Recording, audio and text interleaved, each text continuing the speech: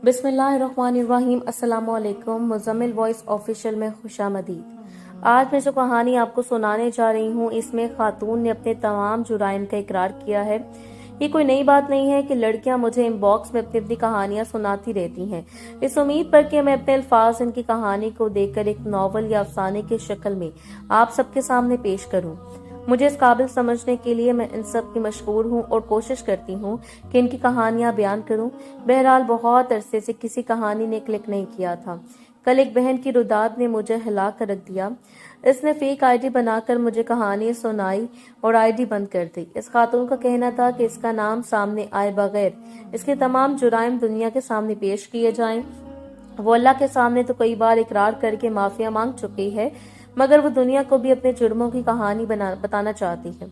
मैं इस खातून शाज़मा की जुबानी इस कहानी को पेश करूं तो मेरे ख्याल से कहानी पढ़ने का लुत्फ ज्यादा आएगा। मैंने 5वीं जमात तक बहुत अच्छे तरीके से जिंदगी गुजारी। उम्र का वो हिस्सा ही ऐसा होता है कि हमें अच्छे बुरे की तमीज नहीं होती, न गलत और सही का अंदाजा होता है। इस उम्र में गुनाह सवाब का सही अंदाजा नहीं होता, कुछ भी नहीं पता होता। लिहाजा मैंने उम्र का वो हिस्सा निहायत खूबसूरती से गुजारा। माँ को मुझसे कोई शिकायत ना थी। वो मुझे सुबह तैयार करके गांव के स्कूल में भेजती और मैं स्कूल से छुट्टी होते ही वापस आकर खाना खाती, खेलती कूदती, स्कूल का सबक याद करती, मोहल्ले की सहेलियों के साथ वक्त बिताती और कभी कभार माँ का भी हाथ बटा देती, जैसे नीचे बचे दस्तरख्वान, बर्तन उठाना और माँ के हाथ से झाड़ू पकड़कर टूटे फूटे सहन में लगा देना वगैरह। 6ठी जमात में मेरे लिए एक अच्छे स्कूल का इंतखाब किया गया। मेरे वालिद बैरून मुल्क मुकीम थे, लेकिन आमदन कम थी। जब ही मेरी माँ ने मुझे हमेशा कम पैसों में रहना सिखाया, मुझे इस इलाके के एक बड़े और प्राइवेट स्कूल में दाखिला लेकर दिया। स्कूल काफी बड़ा था, इस स्कूल का खासा नाम था। पहले दिन से मैंने जो काम कर दिया वो मेरे माथे का दाग बन गया। स्कूल में पहला दिन था, मुझे स्कूल के कवायद और जवाबत का इल्म नहीं था। असेंबली की घंटी बजी तो सारे तालिबात असेंबली के लिए नीचे की तरफ भागीं।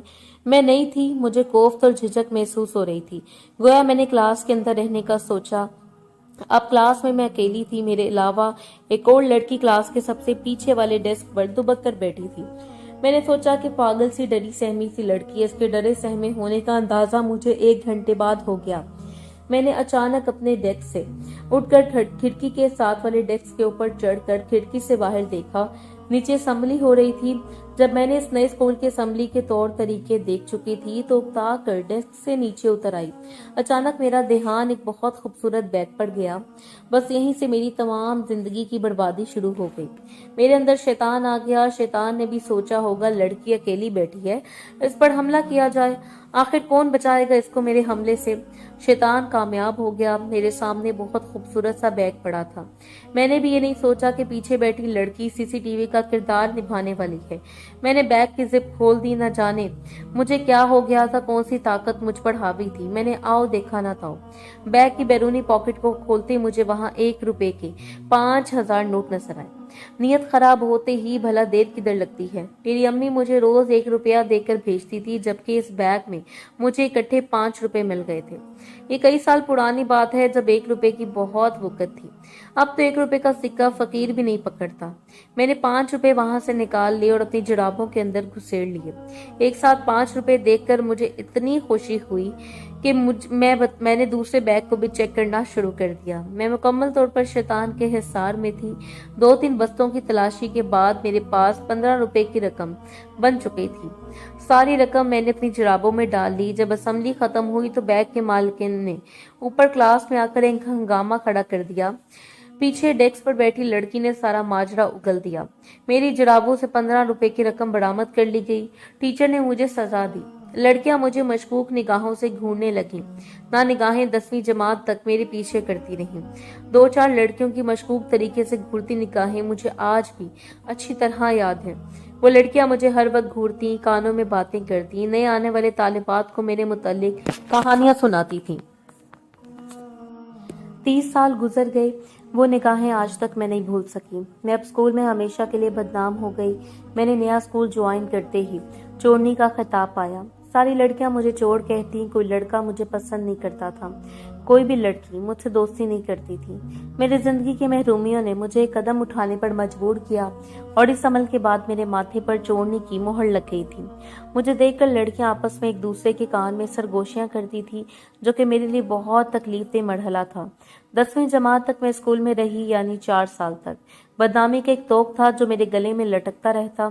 स्कूल की तमाम लड़कियां, उस्ताद और कैंटीन वाले भाई समेत मुझे सब लोग चोरनी समझते, मुख्तलिफ अलकाबात से नवाजते, मेरा मजाक उड़ाते और मुझे डिग्रेड करते।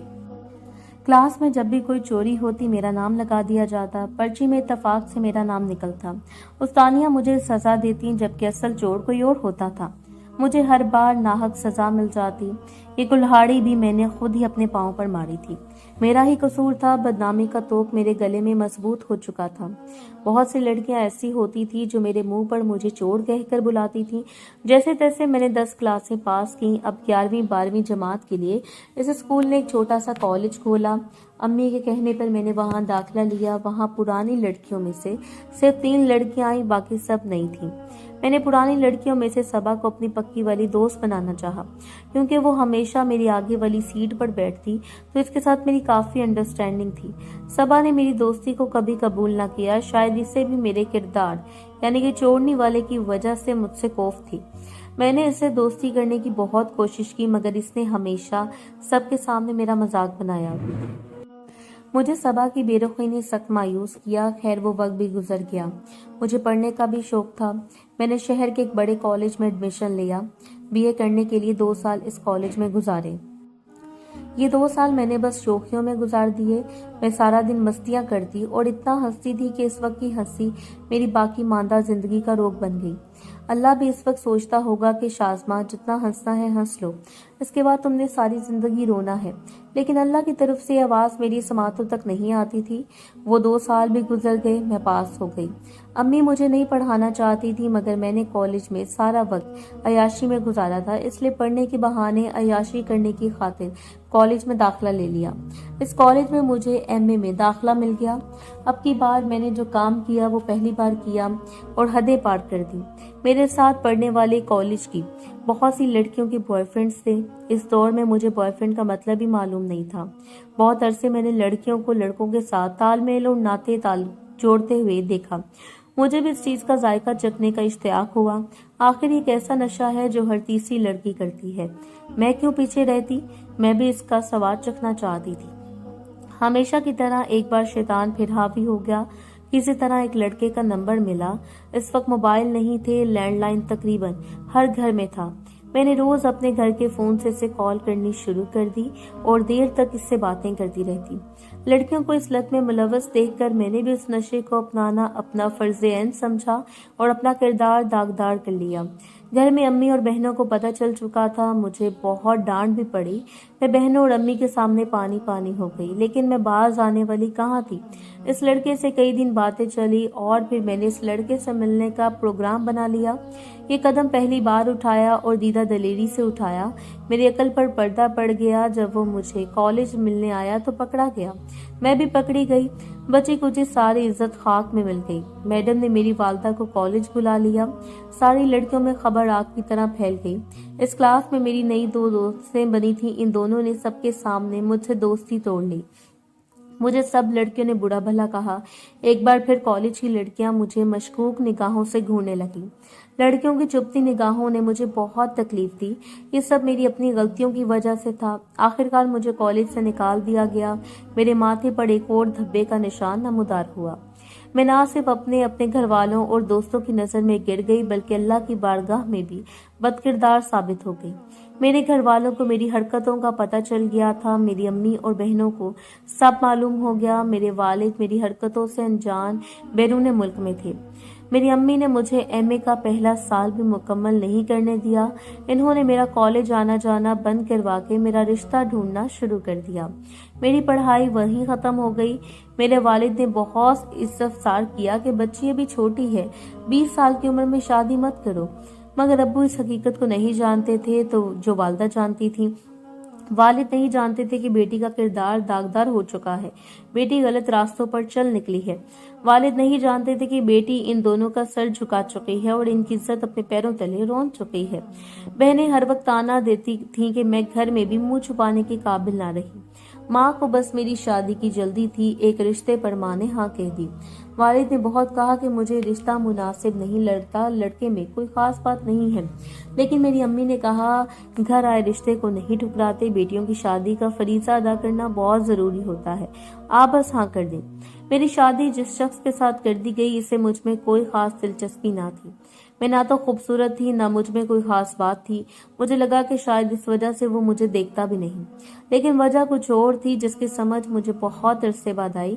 जबकि मेरे ससुराल में मेरी तमाम जेठानियां, देवरानियां और नंदे बहुत खूबसूरत थी, मैं इन सब के अंदर बैठी अलग ही दिखाई देती थी।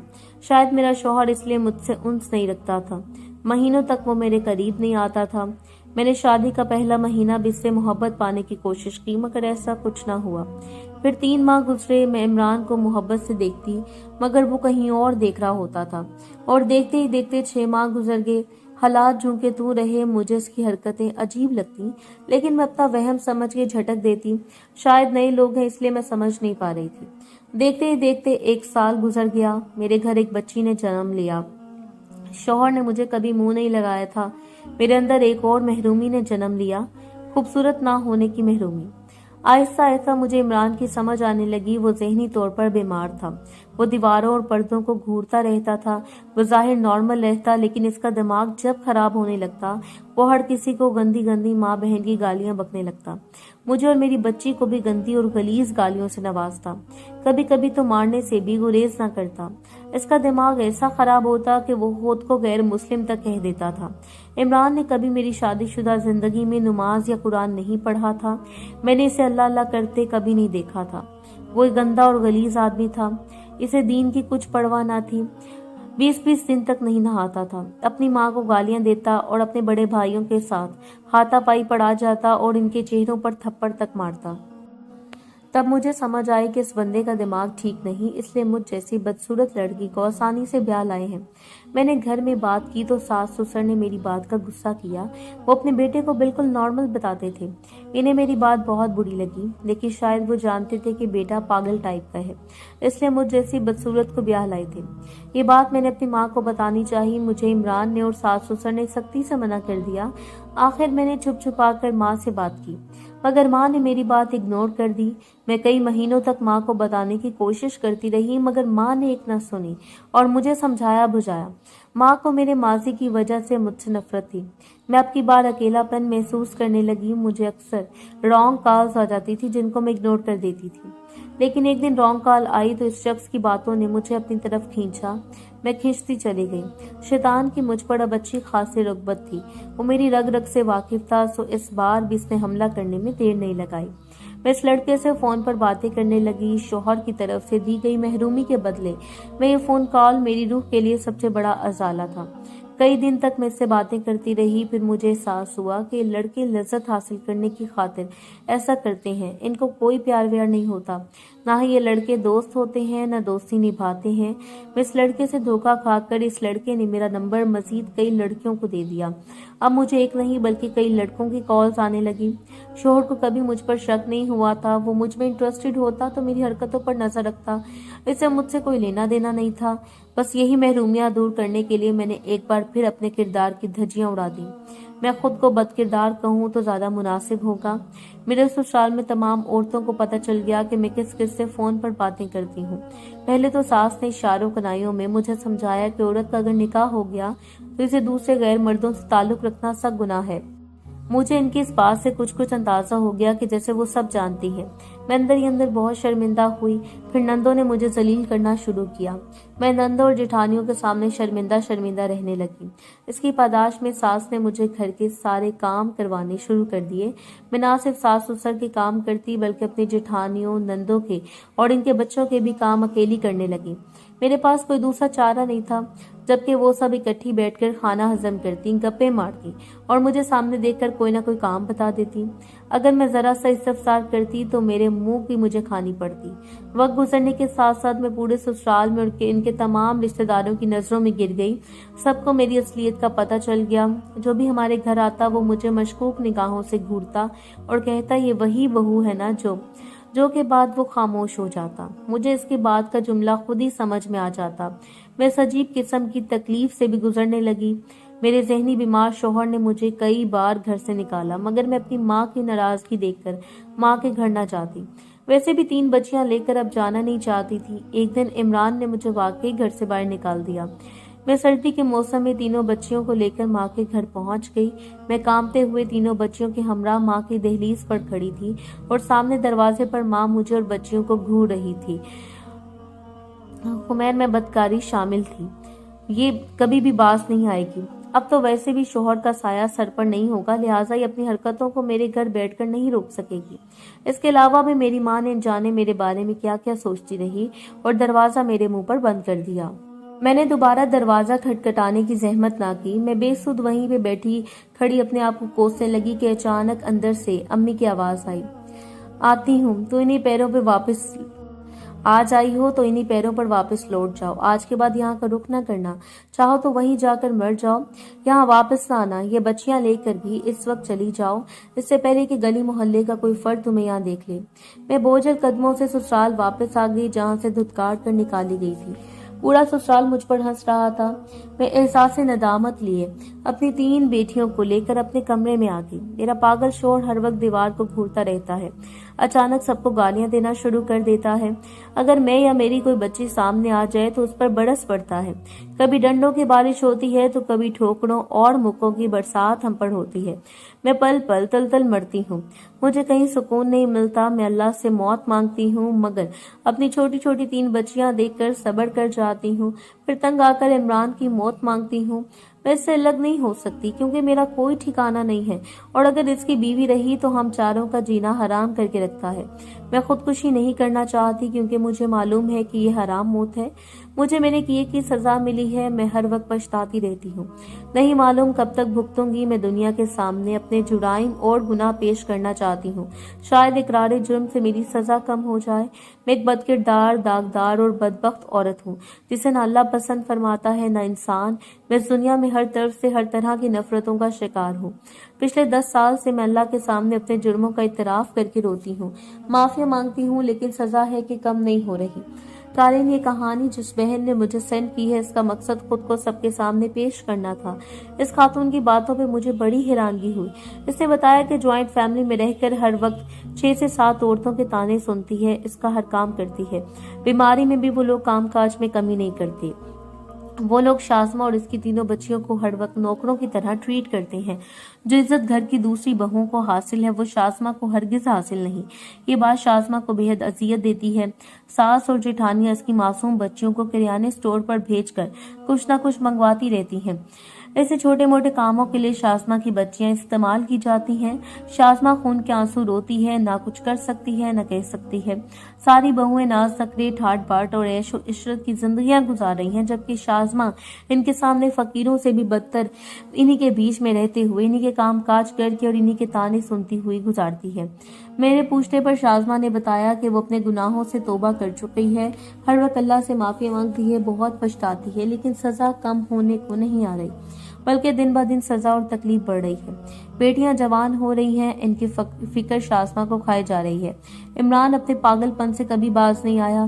किसी ने रिक्शा लेकर दिया था, आधा दिन दिहाड़ी लगाकर घर आता और बेटियों को गलीज गालियां बकने लगता। तमाम तर जवानी गुनाहों और जुर्मों की नजर हो गई। बचपन से जवानी और इसके बाद की जिंदगी बदनामी, जलालत और खुवारी में गुजर गई। अब इस उम्र में कहीं जाकर जा भी नहीं सकती। शाज़मा का पछतावा मुझे अंदर तक हिला गया। सुना है अल्लाह माफ कर देता है, लोग माफ नहीं करते। अल्लाह जानता है शाज़मा को इसकी बारगाह में माफ किया गया है या नहीं, मगर इसने अपनी जिंदगी के शर्मिंदा कर देने वाले अवामिल हमारे सामने रख दिए। शायद इसकी अजियतों में कमी आ जाए।